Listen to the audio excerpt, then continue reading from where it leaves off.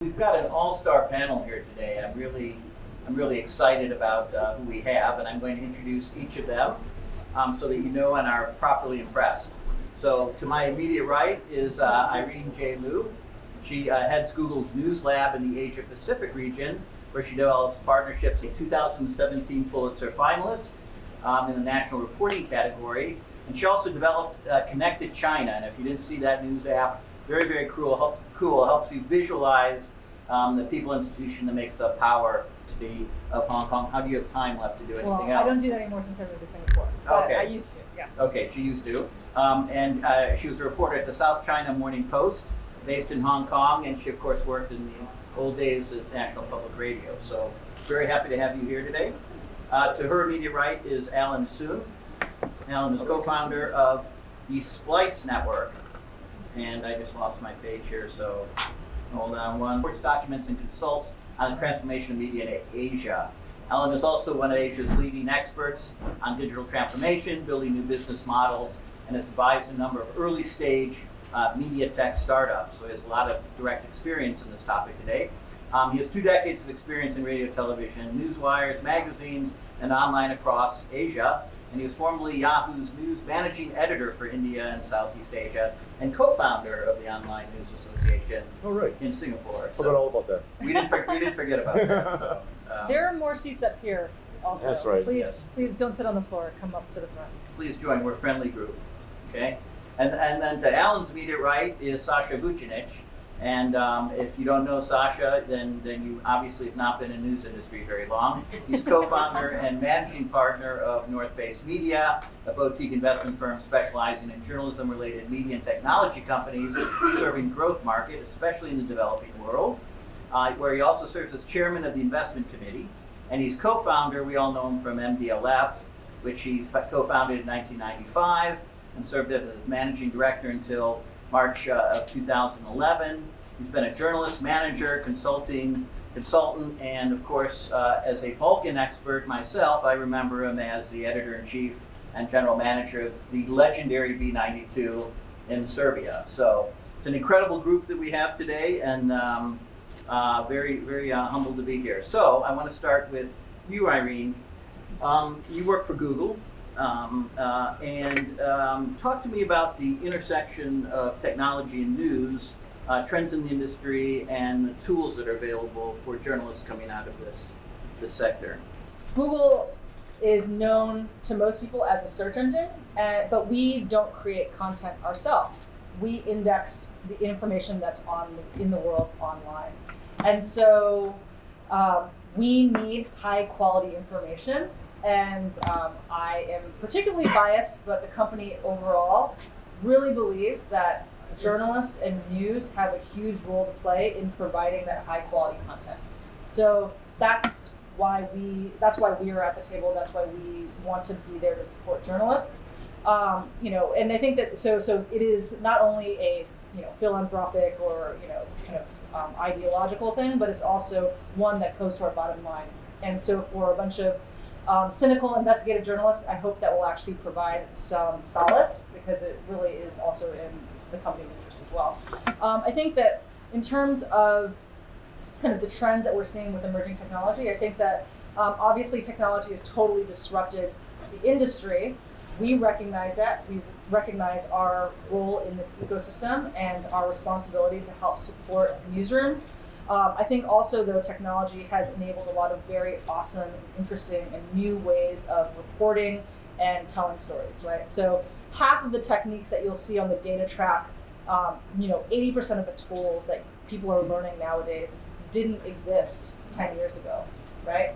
It's easier than ever to build a map, to even do things like leverage machine learning in reporting. And so I think that that's where we as News Lab feel like we can have an opportunity to contribute, because at the core, Google is a machine learning driven company. We have a lot of technology that we can share, and we want to leverage that to help build better tools and make life easier for everyone, but especially also for the news, for journalists who are trying to do this work. So that's sort of where we are on that. And then also, building and trying to connect and use our great resources. Google is a successful company. We have resources to help to convene and support journalists. So just a quick follow-up. So if I'm starting up a new company in Asia, a new innovative news thing, how is Google going to help me? So that's a very loaded question. I feel like so we have a number of different kind of initiatives that are already existing right now. So many of the organizations that are in this room, represented in this room, and also at this conference, are independent, nonprofit journalistic enterprises. At this moment, right now, with some variation by market, you could go and apply for G Suite for nonprofits. Like if you're a registered nonprofit, Google already has a program where you can actually get enterprise Gmail, Google Sheets, Google Docs, all of that stuff, so that you can actually have your own organization name at the end of it right now.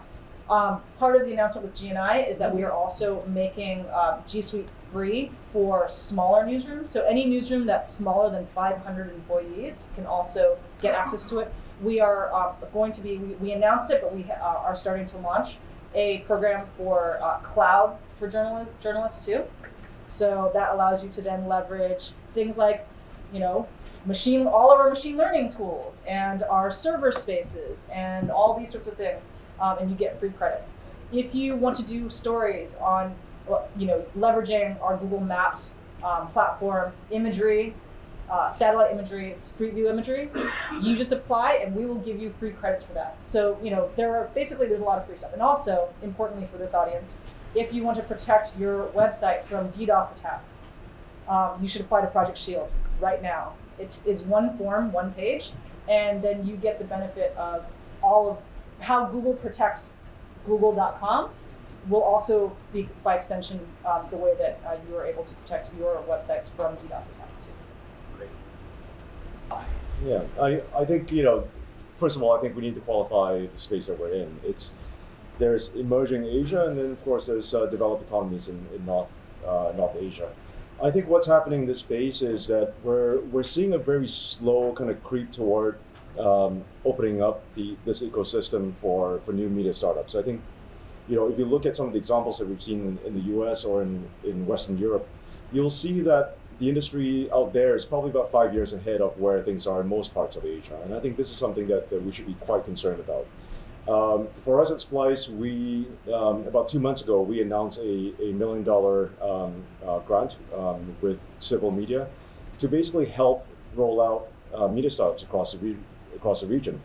We believe that we need to help companies, individuals, entrepreneurs, journalists to take that first step in prototyping their ideas so that we can take some of these ideas to light. I think that's one of the key areas that we need to figure out as we try to build out an ecosystem.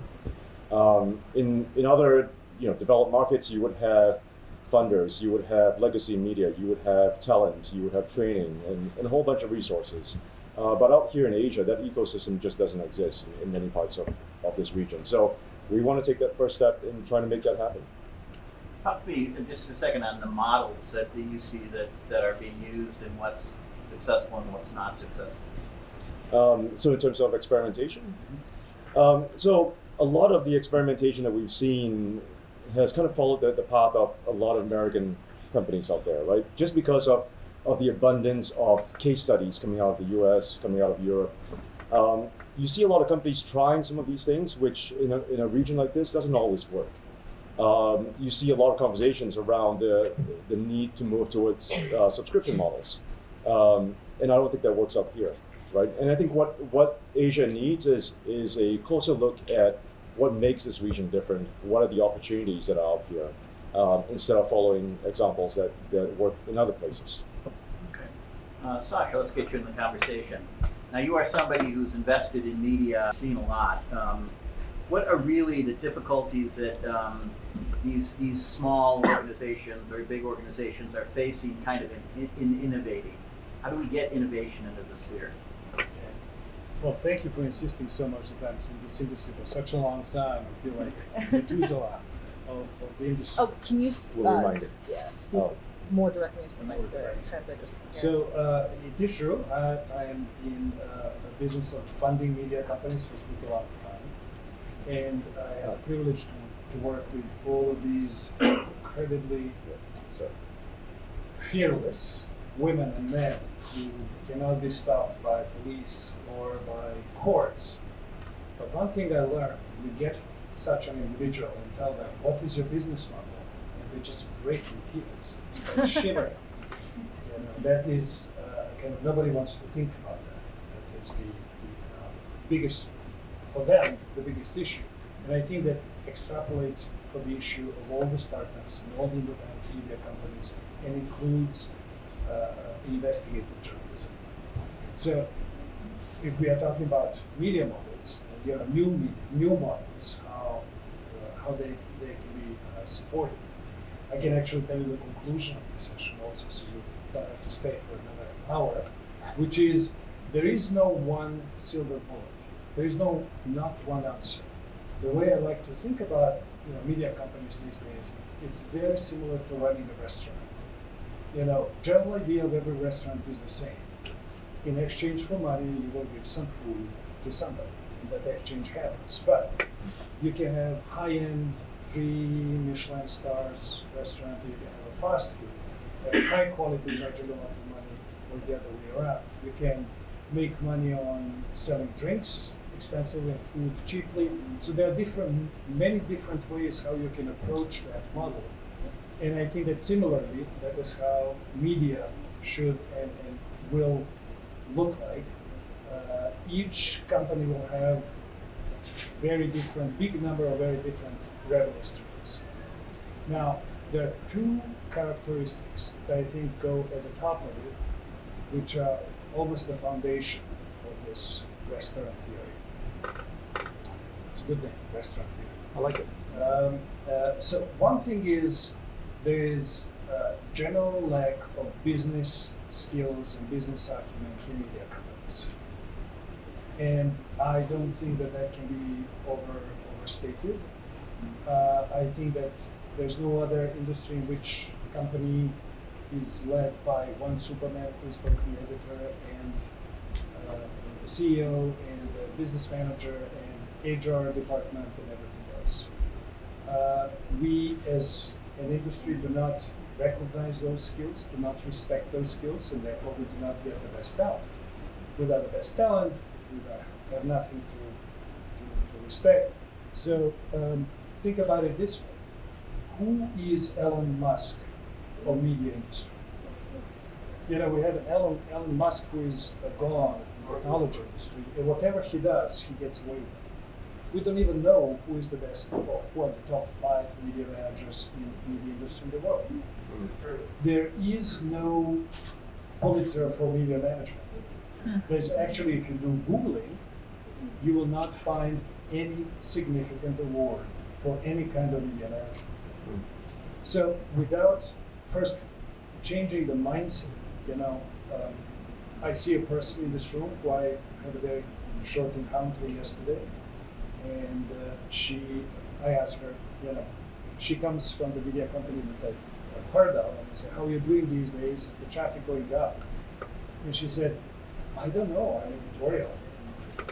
I say, okay, I know you just started. How is, are you getting money? Is the money tight? I don't know, I'm editorial. And I think it's a mindset that needs to be changed. So that's the first thing. The second one I want to say is, which is very important, it also requires a mindset change. Every media company is a technology company. Actually, Google is your competition. Actually, Google is your friendly competition. Facebook is your other competition. So I think that unless we, within the media company, have, again, let me go and make analogy with technology company. There are always 2 co-founders. One is a technology guy, the other one is a business guy, right? We have always, for every time I talk to a media startup, technology guys never person.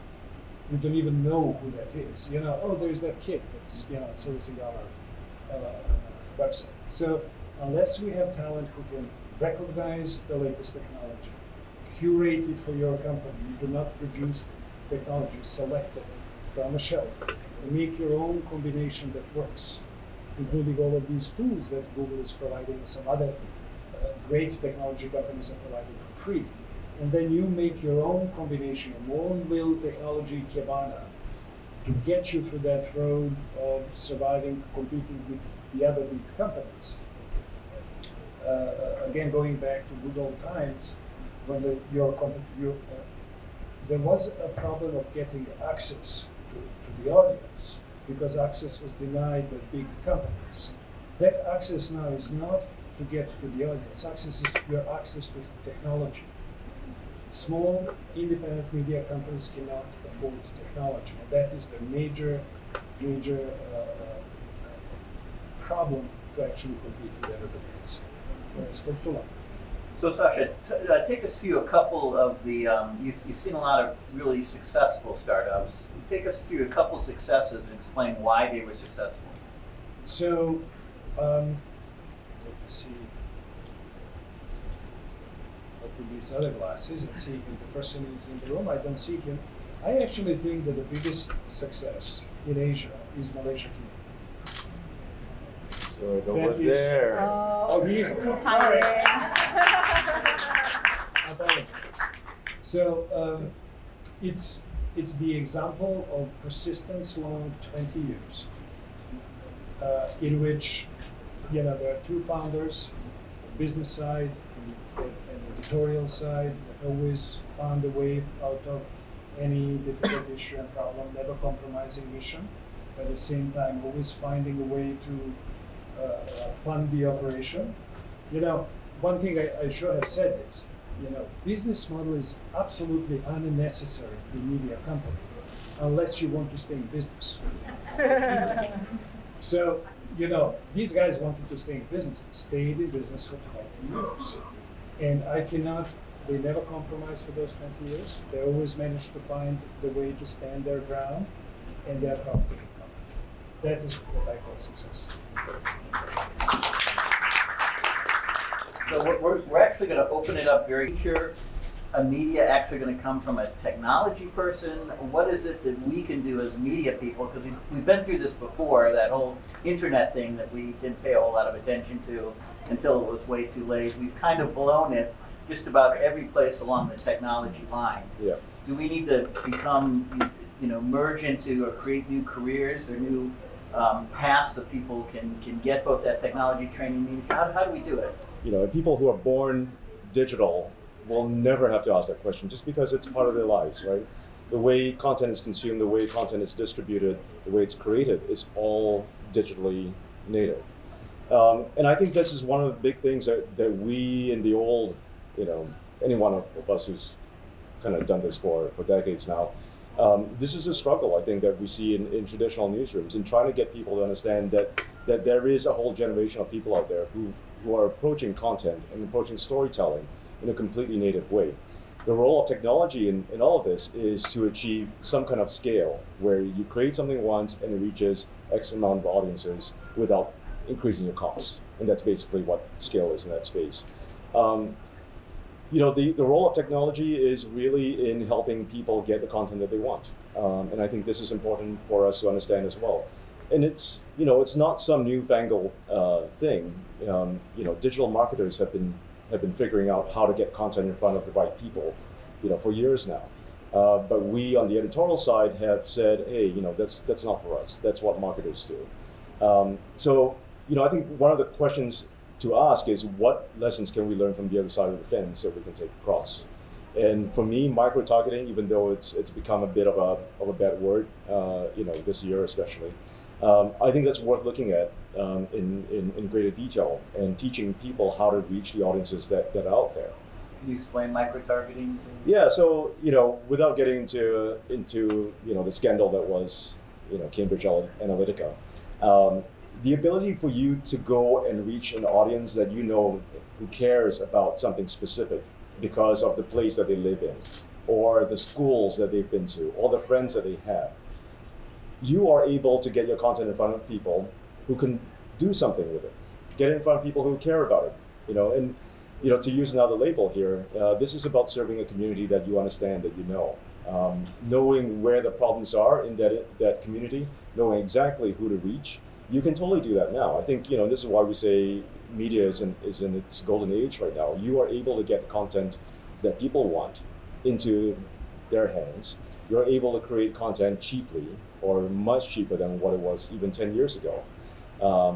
You're able to get all this stuff in front of the right people, and yet we seem to shun from that because we think that that's not the business we're in. And if I can just follow up on that as well, I think that right now we do storytelling and reporting, but those very same techniques can help you to understand your audiences better. And if we wanted to take another content as an analogy, if you think about what Netflix did, right? They took the insights once they started streaming.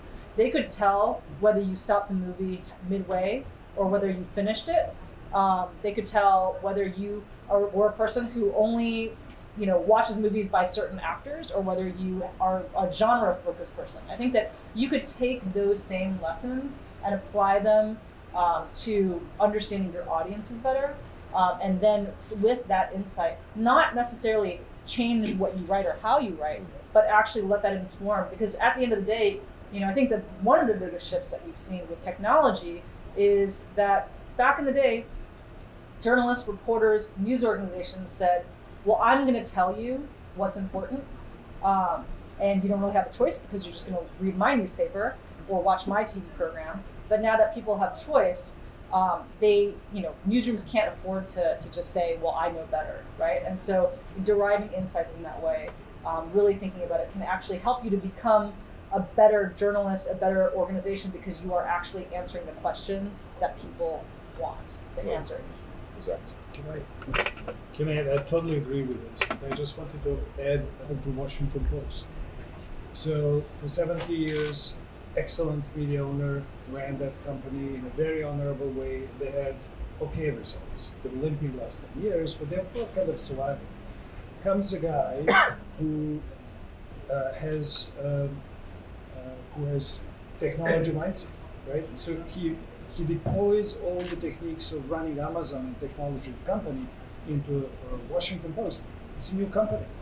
It's profitable, hiring more people. They're creating now fund to invest in other companies. But he's doing things in a way that nobody else would ever do. He takes his CMS and says, "This is now my business. I will actually rent that CMS to other media companies." Which media company with old media mindset would do that? We would all say, "Okay, this is mine. You're my competition." But he's now going to do subscriptions as a service. He is making money. He started by giving content for free to everybody who would take it. So that's one thing about that. What he understands is, here's another, I think, important point. If you look at the media market, 80% of advertising dollars goes to Facebook and Google. Those two companies do not actually control that much of our attention. So market is skewed. They have more of the media cake that they deserve if you measure it just by how much attention they have. So that market is eventually going to normalize. They come to the number of 80% because they have all these management business skills. They have sophistication. I'm not going to go talking about how we all gave content to Facebook and we shared. And again, maybe I should have said something at the beginning. I think we all make this big distinction between Facebook and Google. But there's a big difference. At least for this panel. I don't mind. I appreciate the criticism. So. Hi, my name is Thomas Abraham. I used to teach at the University of Hong Kong.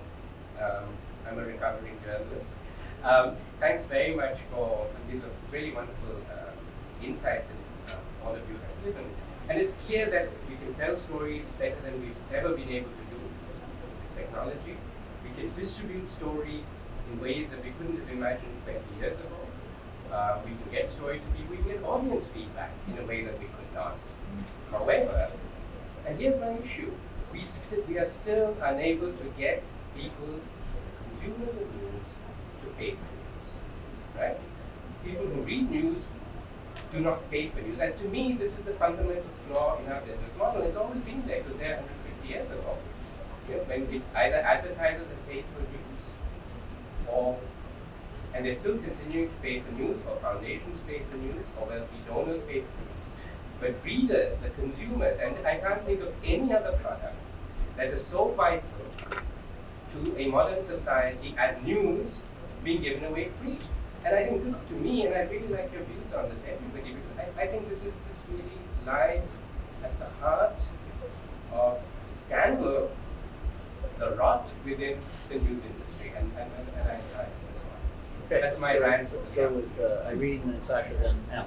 People don't necessarily inherently think they need to pay for news. We are starting to see signs that that's changing, and it's a generational change. But if we take a different industry, I grew up in the Napster generation, and I still have friends who just BitTorrent everything, but most of us now actually pay for movies and music and other kinds of entertainment content. What has been the big change? The big change is that those experiences now on Netflix or iTunes, they're easy, they're enjoyable, they're frictionless, right? We in the news industry have not figured out how to do that, right? What is the equivalent of the one click on Amazon for news? This is something that is a big, big challenge, and I'm sure I'd love to hear Sasha and Alan's view on how to get to that place. So that's one point. And I think the other point, and this really piggybacks back off of what Sasha was saying, is news organizations have been focused on how they've been doing things from the beginning. But I really, truly believe, and this is something I've been harping on for years if you ever get me at a bar, is that news organizations are sitting on content in ways that they are not actually leveraging. It kills me when these industry market reports sell for $1,000 a copy, and all they're doing is writing through clips of news articles. It kills me that textbooks cost $100 US, and they're outdated the minute they're printed. But what they're doing is they're just rewriting and condensing content that was produced by journalists and photographers. It kills me. News organizations, not only should they be thinking about building CMSs or selling subscription services or whatever, they should be thinking, how can we build a educational product? How can we leverage our archive to let people build their own experiences, their own photo books? So we need to think beyond our day-to-day, and this is again where I think the combination of a business person, of a true partnership between a business person, a product person, and an editorial person is the magic formula for successful news organizations. So, the name Chris Anderson. So Chris Anderson is a very famous author. In 90s, he was the editor-in-chief of Wired magazine. Wrote a book, Information Wants to Be Free, and argued that everything on the website, all the content should be free, and his book was charged $19.95.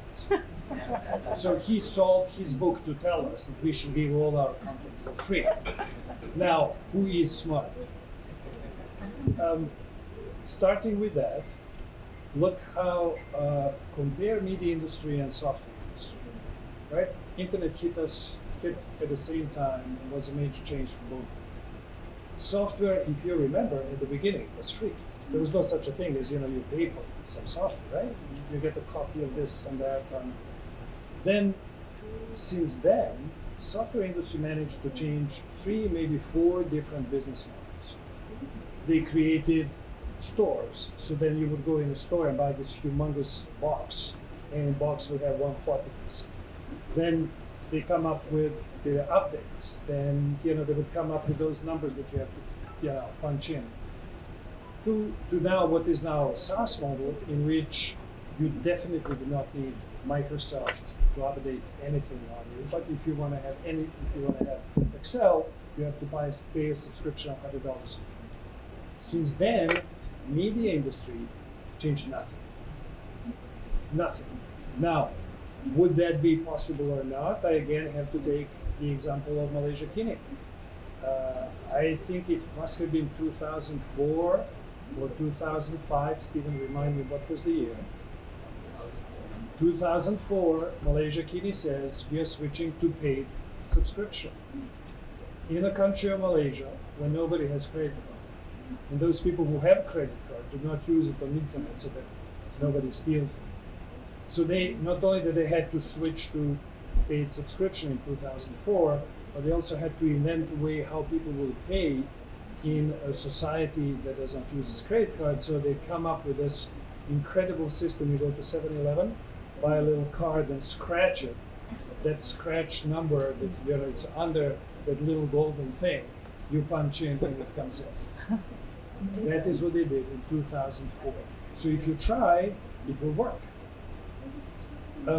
So again, going back to the same point I keep making, and that is, you know, we are just not sophisticated enough to compete with those technologies. So, romantic view of what newspapers were. People have not paid for news. People don't pay for news coverage. The way newspapers worked was that the news section, the politics section, was always subsidized by advertisers who wanted to buy car ads, and so you created a car section. These were advertisers who wanted to advertise new condos, and so you created a housing section. That was how newspapers functioned, by the creation of as many sections as possible, so that you can finance, the storytelling that you would do for your front pages. So I think it's important to keep that one in mind. The other thing to keep in mind is the fact that we also have seen some precedent around valuable content. If you look at what Bloomberg has been doing for the last 3 decades around monetizing knowledge and information that helps you make money, right? And I think that's one of the things that we don't often talk about. We don't talk about utility of content, and I think it's something that's really important. You got to understand that people will pay for your stuff if it either entertains them or it helps them make money. It's usually one of these two, right? And I think this is what we need to spend more time talking about. What is the use of the content that we're trying to create out there? And also to take another Chris Anderson, story here is the other book that you wrote was The Long Tail. And the whole point of the long tail was that you didn't have to chase after the big thing that everybody else wanted. Because of the way the internet works, you are able to reach the right community at the right place at the right time, giving them exactly what they wanted. And if you could find exactly what the community was and find a way to create something of utility, of use for them, you could really create something that was valuable, right? And that's probably the biggest goal and dream and wonder of the internet, the ability to create a very long tail when it comes to content, when it comes to communities. There are people out there who are interested in things that you know nothing about because they are in some obscure little corner of the web. But these people are willing to pay for things that are useful, right? So I would encourage everyone to start thinking about some of these types of communities that are out there.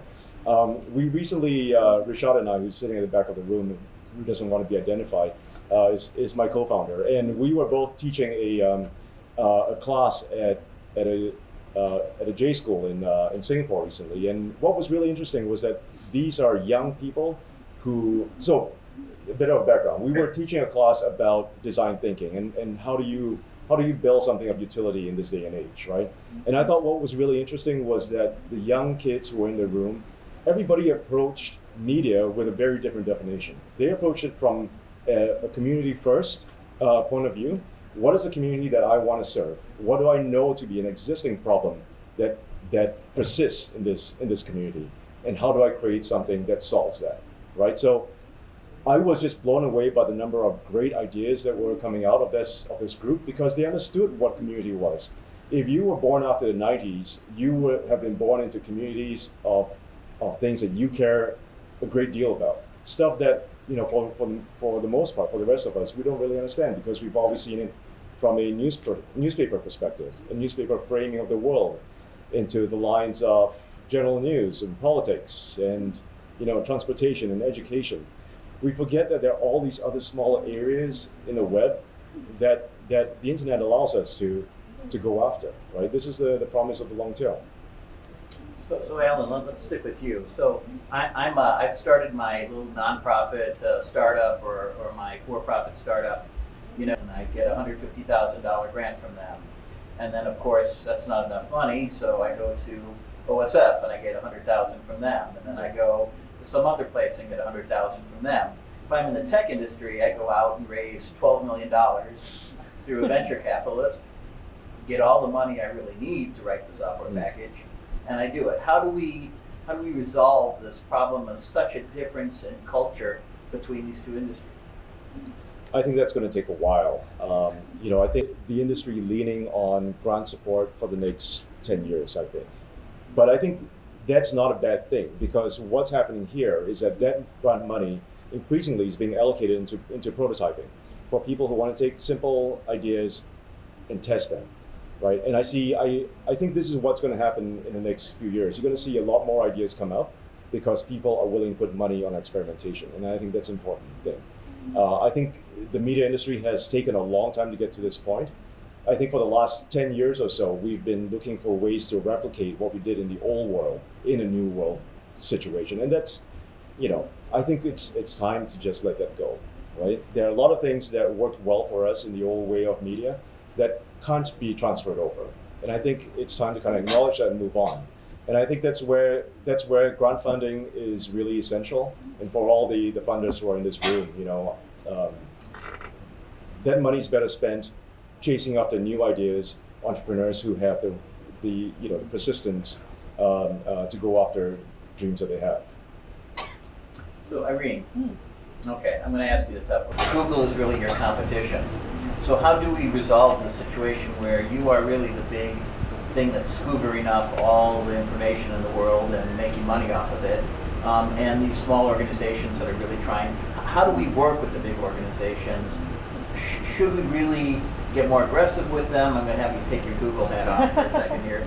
So how do we really work with them? And is it just a matter of getting their nice gifts and then developing from there, or should we do something more aggressive? You're talking about sort of the more effective means of engagement.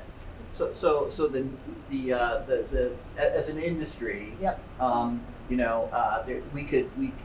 We rely on Google a lot because it's how we distribute. But is that the relationship that we really should have with these organizations? Are they really our competitor long term? And should we maybe switch tact?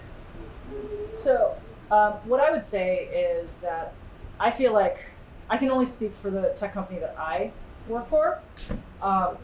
We take the feedback and we are we take it very seriously. We are listening, and we are I'm on the email chains where people are sharing articles about the media and the role of technology in media, and there's active discussion. People are very much committed to hearing and understanding, because we really do believe that if journalism doesn't survive, it doesn't succeed, then our business model is also in trouble as well.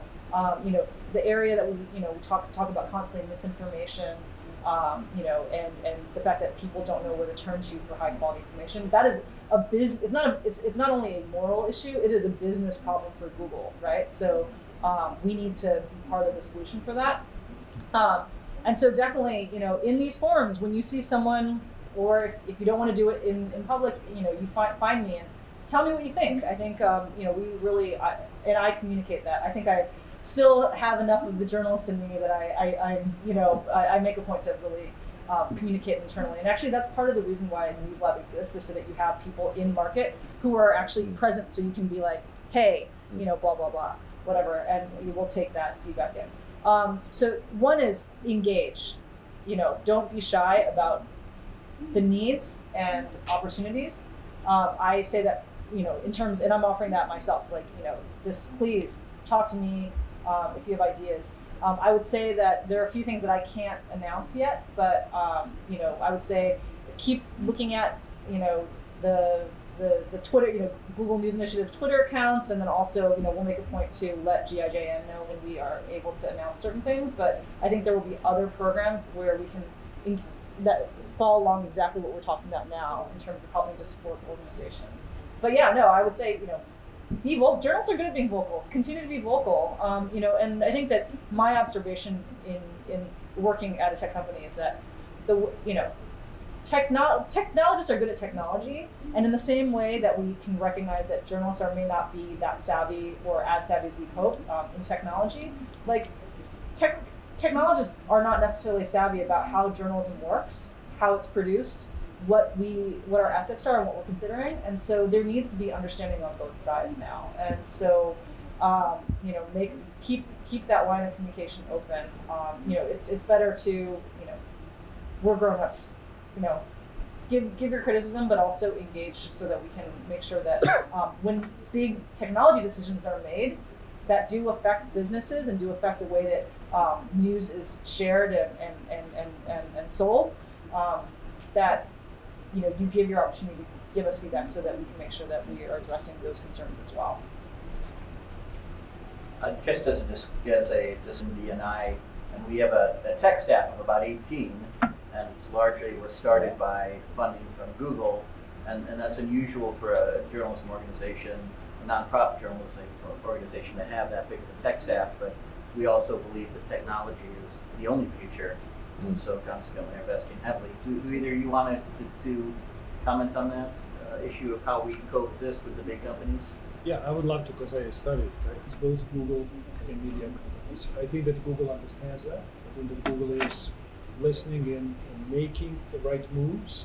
I think we would obviously like more of those moves and more assistance. I think that they're doing it in a good way, because they cannot pick winners on the market, but what they can do, they can try to solve some of the problems, which is technology problems. That's what they're good at. So this whole set of tools, I think, is a wonderful way to go up.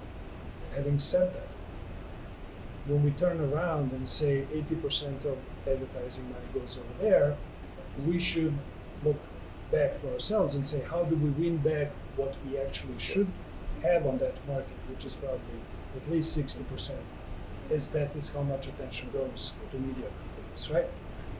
I have to make one point, because that 80% figure. Okay. But I mean, that's and I don't speak at this as somebody who has personally been looking at the numbers, but I think that there is some debate about that figure. It's a top line figure that people talk about a lot. Yeah. But I think it speaks to exactly. But your message on this is exactly the same, and I agree with it. It's how do we look within and figure out what is the competition doing better? How can we either decide to continue to play and win more in that specific competition, or how do we build out new avenues and new product lines that can actually diversify our reliance on that income stream? Just a quick point on that one. When we talk about the 80% or whatever budgets that advertisers are willing to put out. So as the industry shifts and finds ways to fulfill needs of specific communities, it becomes less about advertising, and the only way to get away from that whole conversation is not to build your entire business on just advertising, right? I think that's a primary message here. And there's actually a theory that we reach peak advertising. People will direct advertise to people, and they'll bypass, intermediaries like Google and like us, to reach audience themselves. Nick, did you want to come up to the mic and introduce yourself and ask your question? Hi, so really great panel, really. What's your thoughts on that? It's a little loaded. Yeah, this is when the investigative journalism conference comes out, right? I mean, I can't comment on, I personally, I can't give a comment about sort of my views on that or whatnot. I mean, I think that these are ongoing discussions. All I can say for what we're doing is that we know our responsibility. I'm sure there are lots of people who have different theories about how Google should be contributing to the ecosystem. And we are listening to that debate, and we're listening to that feedback. I hope we are showing that we are not only committed, but increasingly committed to the news industry in terms of the work that we're doing. There is more that we can do, without a doubt. There's no question about that. But I definitely think that it's Google is not going to solve journalism's problems. Like, we're one player in a total ecosystem, and we're literally in the middle of this total evolution in the way that people consume content. So, we don't even know what it's going to look like in a few years, and so we won't solve that problem for the entire industry. What we want to do is work together so that journalism survives and thrives, that we survive and thrive, because as we were just talking about, the advertising world may change as well. The advertising business, Google's business is constantly evolving as well, and maybe there's a lesson in that, right? Which is we can't stick to if we our core and what people know us for is a search engine, but Google has now over the past 20 years, and I think we just turned 20, have moved into a lot of other areas for the very reason why, because this is constantly fluid and dynamic. And I hope that one thing that Google can do is share our techniques and our perspectives, whether it's design thinking or how we build products or how we solve problems, and also our resources as well, right? So it's not just about giving you guys security kits and that kind of stuff. It's about talking and figuring out together what directions we can take this innovation. And really, if you have ideas, if other people have ideas, luckily the beauty of being a small team, a team of one in Asia, is that I'm your main point, so there's no question about who you talk to, but I want to hear those ideas. I get excited too. So, let's make some cool stuff happen here. So you all are to monopolize these great minds all by myself. So where are we under innovating? What are the areas that we really need to be focusing on that are really going to be affecting the next few decades? I'll start with Sasha and move down. So I think there are different layers that are missing innovation. One is obviously what we are talking about, and again, some kind of redistribution within the ecosystem has to happen. But that is not going to change, that is not going to save the industry. Again, I don't want us to talk about Google too much because Google are the good guys who are here. Facebook is not even here. But I think even more important than that, there's a layer of we have to think about reinventing advertising itself. So one of the ideas for that comes from Gustavo Gorriti, who is one of the most brilliant Latin American investigative journalists, who had this idea that similarly to fair coffee trade, when the end user says, I'm actually very interested in advertising that coffee comes from good sources, and the process is the way it should be, why wouldn't we think about fair advertising approach, in which big advertisers would say, okay, so these 80 or 90% of my advertising dollars will go for cookies and reaching pregnant women and selling them this and that, and maybe 10% or a certain percentage should go into blind trust, and then somebody would distribute it to media companies or to entities that provide this public service, right? So therefore, that's the only way how investigative journalism entity can get advertising. And it would not advertise specifically, it would not be advertising for Coke, it would be advertising for, you provide high quality content, this is certification, you are real, serious, high quality entity, and you can, audience can trust this content. And you just, for the quality of your content, you get rewarded by a percentage of advertising that they spend anyway, right? So the thing is not really with only reforming and rethinking our industry, the advertising thing, but maybe we can actually go and talk to advertisers. And when somebody mentioned it, you're working on that idea for 2 or 3 years. If anyone has an idea how to help it, we just couldn't make it work. I actually went and spoke with WPP top people, and they really were a great lunch, and they laughed and never called back. So if somebody has an idea how we can push that, but I think there is something there. There is some kind of space there. On the innovation on the lower level, the level of the company, the level of the industry, the level of your everyday life, I think we really need to do into this technology partnership. I think that getting obsessed with access to technology. You know, Drew, you were saying, you know, I want to make, you know, a software. You don't make anything, right? And can we talk to technology companies that produce all of these softwares to, again, say, I recognize that this is public service, and for that public service, I will give 10% of my software, you know, days, or you know, it can be either in people, like Google is doing, it can either be in products. You know, one of the companies in which we invested, it's analytics company competing with Google, decided that they will, you know, all the big companies, they will charge full price. But then they have another program in which they give analytical tools to every investigative journalism entity or non-profit entity or any entity that they consider, you know, doing public service. They give it for the price of maintaining servers. And they have that as official program. That's part of their business model. They, you know, everybody's happy that they're doing it. We need to make sure that innovation will come again once the media and technology companies merge, and we have to get that. We cannot afford to pay for that technology. So we have to find a way for technology companies to donate it, to give it. We have to get access in different ways.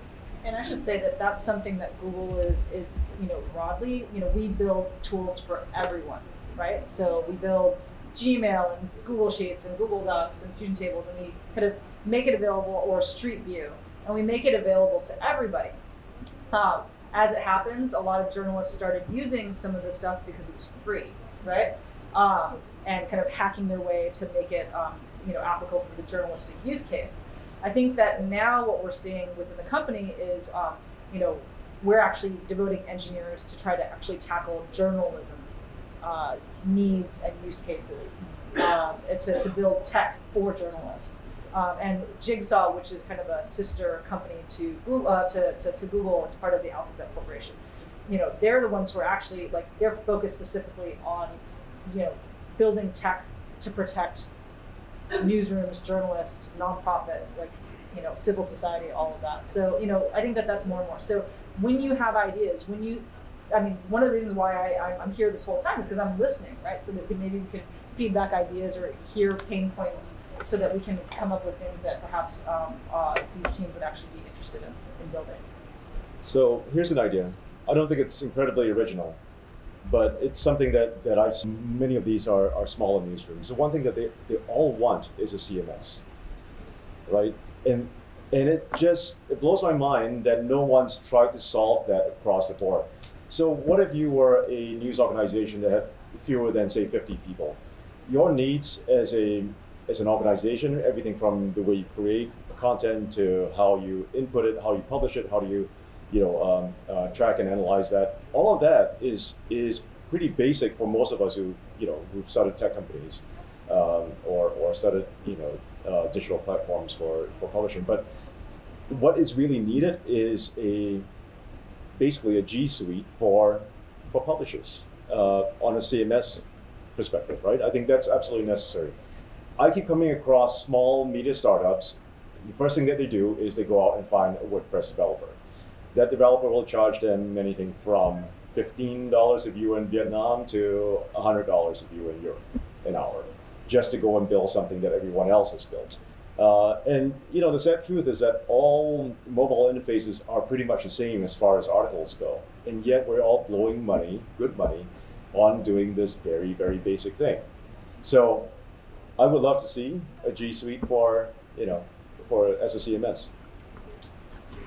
One thing I think Investigative, but we're also a small, struggling organization trying to build a massive knowledge management system, which takes up a lot of our resources. So it's a very difficult situation to figure out where to exactly, position yourself versus these other organizations. And just to comment to Sasha's point, no CCRP returns. We've gotten through seizures and fines against more than $5.4 billion back to governments from just the work of OCCRP. That's about a 40,000% return on the dollar. But it means nothing because people don't do, it's a social good. It's not an investment that can return income. So we return our income, our value back to the readers and to the governments and to those places but it's never monetized in any way. Is there some way in the future we can find ways to monetize that? I know cryptocurrencies have been brought up as one way of possibly doing this. But what's in that space? Where are there some possibilities for journalists? Tough one. We'll go first. The answer is no. I mean, Oh, we got some questions at the back. let me just make one comment on that. I don't know if I have the true answer, but I think that journalism is accountability. It's about serving the public good. It's about holding those in power to account, right? And so it's tough because you see, governments are getting all the money back or whatnot, or whatever it is, whoever's getting the money back, and then of course then you're as a person who exposed it, you're still struggling. Right, and so it is a really challenging one. But one thing I would say that I feel like is a need is that journalism as an industry, individual news organizations need to be comfortable with marketing. Really need to be comfortable with the language of building, articulating your brand proposition. This is all marketing talk. One thing, Sasha mentioned the Washington Post. Not only have they really embraced technology and put that thinking embedded it into their operation, they've also thought a lot about their brand. Democracy dies in darkness, that whole marketing campaign around it. The New York Times does the same thing. Trust and building that brand and making sure that readers actually know that, yes, you donated $2 to this organization and this is what we did for you. And being more braggy about it. It's something we just don't want to do it because it feels gross, but we need to get better at it for sure. Okay. Hi, thank you for the input, please. The point of media in the region, survival and sustainability, certainly has to do with the financial side of things, but also the political side of things. But the platforms and the tech companies will not make some effort. For example, in developing Asia, attacks on the press are a real problem. You don't need that much money actually, just kill the journalists or the media agency. I don't know if there's some sort of an effort as well to look at how Google and the platforms could add their voice to promoting broadly democracy. The other point is the digital divide. Even as we talk about doing better online, the point is half the nations of the countries in Asia are not online as yet. They're offline, and they're least empowered communities in the country. So I don't know how those could be brought into, so we look good financially, bottom line, but also at the front lines, you're heard and your voices are added, the discourse on democracy and press freedom. So I would say that, Google very much and free expression. To be honest, when we talk about the challenges of things like misinformation and whatnot, it's very complex, but part of it is always constantly balanced between making sure that people have access to high quality information, but also making sure that people have access to the ability to express themselves, right? So these are tensions that there is no very clear solution. To your question about the issue of the digital divide, Google as a company, and I will admit that I am not fully across everything that we do in this space because that's not my specific area, but we have made a lot of efforts to increase access to the internet. In India, for example, we have a program where we actually have free Wi-Fi in rail stations. We have an initiative that works to teach digital skills to women in rural communities so that they are connected online and they can build businesses and access the broader community. So we do work in this space and we are trying to constantly create access in a responsible way. Media literacy is something that is kind of the other hand, the other side of the coin when it comes to journalism, right? Which is we want to create good content, but we also need people to understand what good content is. And this is an area that I will tell you that I personally am thinking about in terms of how we can build stronger programming around that for Asia, in Asia, with journalists as one of the key drivers of that effort. And I would argue that journalists and news organizations' investment in this space pays dividends, because essentially what you're doing is you're creating your readership, right? So that they associate your brand with this kind of work and building that trust.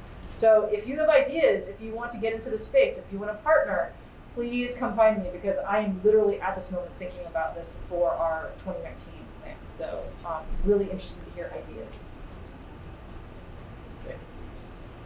One of the things that you've been sort of focusing on is and the cost of technology. Drew, OCCRP, what's the biggest cost for your organisation? Because I'm pretty sure it's not technology, it's actually the cost of paying journalists and giving them the luxury of the time to go out there and do stories that may take 6 months, even 12 months with a huge staffing pool. So it's not just about providing better technology solutions, it's actually going back to the point that our friend from India brought up earlier. It's actually, it's actually making money, enough money to support strong journalism that achieves the sort of results that OCCRP can do. Right, but you need both. I mean, our investment in our knowledge management on Earth, we do over 100 major investigative projects. We're shooting within 3 years to get over 300 investigative projects done a year. And we can't do that by scaling bodies alone, because there just isn't enough donors to support it. So we're investing in technology. We're modeling crime, and we're running crime through our databases to find those models so we can instantly identify criminal corruption and then report on it very quickly. We're trying to move from 9 months. Right now, we all in this room, investigative stories are handcrafted, bespoke pieces of work. And we can't do that anymore. We're trying to move it from 9 months to 3 months. And part of that is filtering through large amounts of data to find things that we need right away. So part of the technology is an investment in speeding up the process, because you have only so many people who have the mental ability to do the stories, to conceive the stories, to connect all those things together. And we're trying to make the decent journalist a great journalist, and the great journalist an incredibly empowered journalist. And technology is what helps us do this. So I think both things are necessary. Technology and the future of effective investigative reporting are intricately tied, is how it's do things. Other questions? Please, don't be shy. Okay. Tell us your name, too, and your organization. My name is Linda from Japan. I was a chronicle, and I was also interested in this topic. My question is that, one of the main point that you guys have raised is the importance of use of technology, and that technology is usually about data analytics, right? The long-term the vision that you have raised up is to find what the readers, customers want, and find that content and write about it. But I think the key difference for investigative journalism is that it's a long-term project. So it needs the long time to work on it. So the feedbacks that the journalist can get from the customer is time. So I think there's some limitations on that part. So the element there is something else. This is involved in those luxurious, long-form investigations. One thing I would say is that I actually think that this whole idea of spending a year not writing anything and then suddenly publishing a 7 broadsheet 20,000 word opus that people will only read the first headline of is, I don't even know if that's actually always the best model. I think that some of the best investigations are like Watergate, are things that where they just kept writing stories, and every time they wrote a story someone else came forward or gave them a tip or whatever. So that's one thing. The other thing that I really think we haven't really explored is all the things that you learn that don't end up on the page, that are in reporters' notebooks, that political intelligence, the insight that you get from just spending a year really looking at something. that is valuable. You know, there are a lot of 20-something-year-old investment bankers who sit there all day long reading news articles and rewriting reports and giving them to their clients who pay lots and lots and lots of money. I just think that there's got to be a way for all of that political intelligence, business intelligence, just knowledge. There's got to be a way to monetize that so that journalism can. There's just so much more that we have that we're sitting on that we haven't actually found a business model for that really we should work on. Well, and that actually leads to the larger question. Is it time to reinvent journalism? I mean, we've been using the same two-dimensional model for many decades and all sorts of things. It hasn't. What is the new model? Is there a new model, or what should we do? Well, I've been thinking a lot. In the back of my mind, I have this theory that the label journalism is not going to last the next 10 years. Just because, you know, what is it really? Perhaps one of the reasons why we use it so much is because we have journalism schools, and we believe that if we create journalists, then they must be in the act of journalism.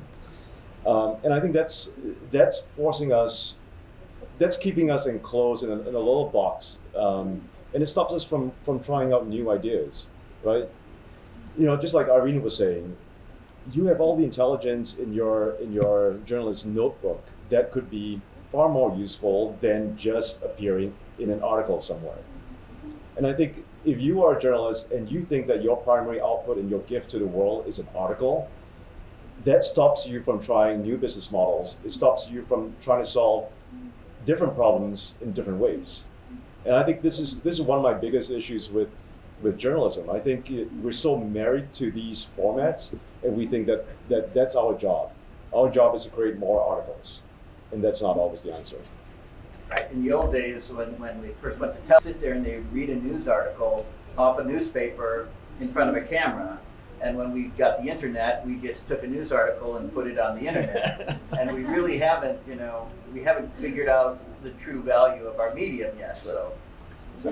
I mean, I have to say that a lot of the things that we're talking about, for me, these thoughts have come from when I was working at Reuters on the Connected China project, which at its core was taking the information derived from long-form articles, atomizing it and structuring it into a database, and then visualizing it. And one of the things that we discovered, which we had not anticipated when we started, although Reg actually, he knew that, I think he had the foresight to think that this was the possibility, was that by atomizing this unstructured data into a format, we could actually do analytics and analyze that data. So we could actually start suggesting, based on these criteria, these people potentially are rising stars in the Chinese Communist Party because they've been promoted quickly in this phase of their career, all these other things, right? And so, if you were just looking at it in terms of its traditional article format, you'd never be able to derive that insight. Right. The thing that has changed since we did that project in 2013 and 2012 and 2013 was, back then we did it manually. Now, with neural networks and machine learning, you can actually do a lot of natural language processing, which some of you in the room are actually doing as well. We can take that even further, and I think that as time goes on, that is going to be even a more powerful tool for journalists to think about how they can repurpose and find that long tail in their work. Yeah, I would just add that storytelling, the company that we work with in Taiwan, had something that they told us they will have a series of video clips, everything you wanted to know about Syria in 88 seconds, everything you wanted to know about X in 88 seconds. Now, I'm of the age that nothing can fit into 88 seconds. They are the age in which, they visualize, they have a couple of clips, they have, the way that they present information is absolutely different than how I used to consume it. So if you follow the audience and their needs, it will actually open up into different business models. So to follow up on a company that's called Pictoline, which is kind of taking the world by the storm, they do these very long visual sausages. They take a very complicated issue and they show it literally as a pictogram and kind of analyze it. They've decided they will have after they became very popular, they decided they will do 12 of those a year. They cannot do more because that's kind of bespoke content. And they decided that they will have one sponsor for one of those issues. And they bid in October for year 2019. And they sell $10,000 sponsorship for one of these things. Now there's a seasonality, right? Christmas or December is like 3 times the price of whatever, July. So it's a group of very young people who are very, they're not journalists, they're actually designers. They just decided that's the way how they communicate with the others, and the model of monetization came with the specific content.